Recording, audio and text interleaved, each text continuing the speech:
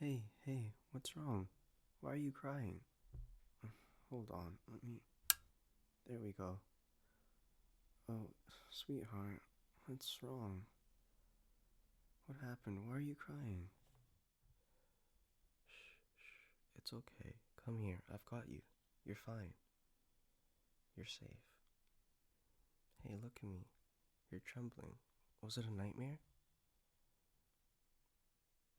Oh no, I'm sorry, love. Whatever it was, I promise, it's not real. Come on, it was just a dream. I mean, you don't have to talk about it. And if you don't, you don't have to. But you know, I'm always here.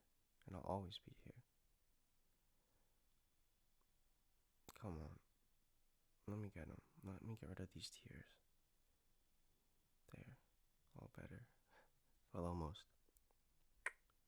Now it's better. Do you want anything? Do you need anything? Water? Tea? Anything to eat? Anything? No? Just cuddles? Oh, baby, of course. That's my specialty. Award winning, remember? There you go. Snuggle in. Come on, let me hold you. Um, how about this? Do you want me to tell you a story? Sometimes it helps you fall back asleep faster, right? Alright, let's see. I think I've got just the one. Once upon a time, there was a little village nestled in the valley of two great hills. The people there were happy, but not among them was a lone wanderer. A charming, slightly sleepy adventure, if I do say so myself. The adventurer wasn't looking for anything in particular. Just they just wandered the land, keeping to themselves. Let's see, until one fateful day when they stumbled upon the most radiant being they've ever seen. And this radiant being wasn't just beautiful, no. They were clever, kind. Oh, their heart was so bright, it could outshine the sun. The adventurer, well, they were enchanted right away. But there was a problem. You see, this radiant being was no ordinary villager, no.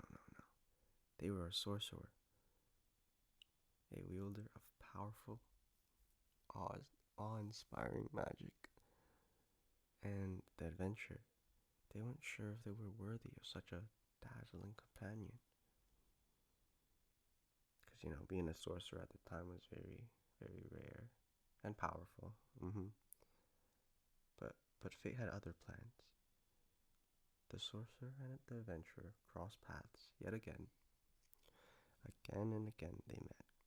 At first, the adventurer tried to play it cool, acting like they weren't, totally captivated by their charm. Every time the sorcerer smiled. And the sorcerer, well, they saw right through it. One particular stormy night, the adventurer found themselves stranded near the sorcerer's tower. It was pouring. The rain didn't seem like it was ever gonna let up. Plus, it was the kind of rain that soaked you to the bone.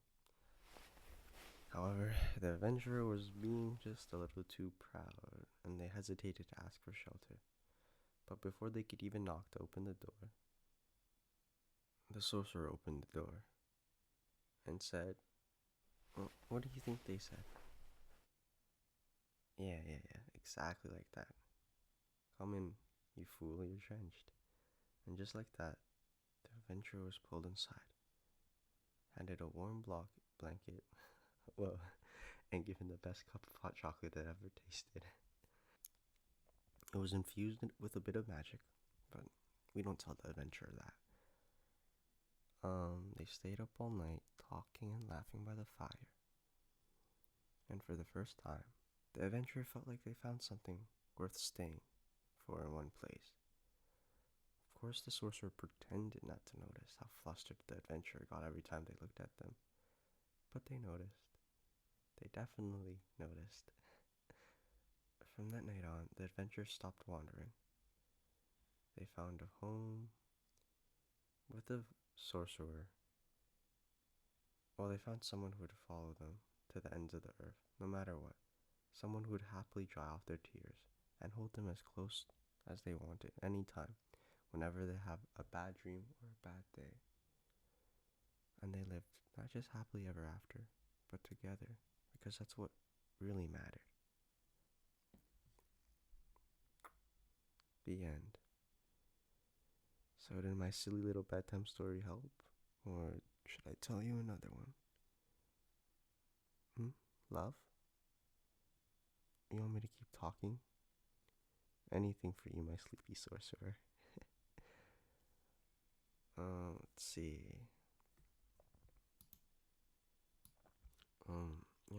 Before I woke up, I was dreaming about just us, I don't know. I have dreams quite often, just about regular life in general.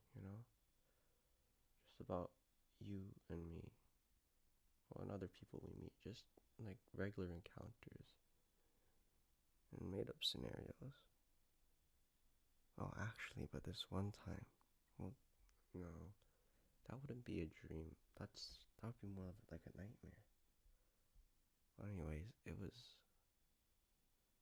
I was dreaming, it was me and my family, and we were all in this escape room, and then boom, suddenly out of nowhere, a bridge opens up, and at the bottom of the bridge is like endless void, and then out of nowhere, these giant like spider creatures come out of nowhere, and they start chasing us, and then we had to start running over the bridge, but there's gaps in the bridge,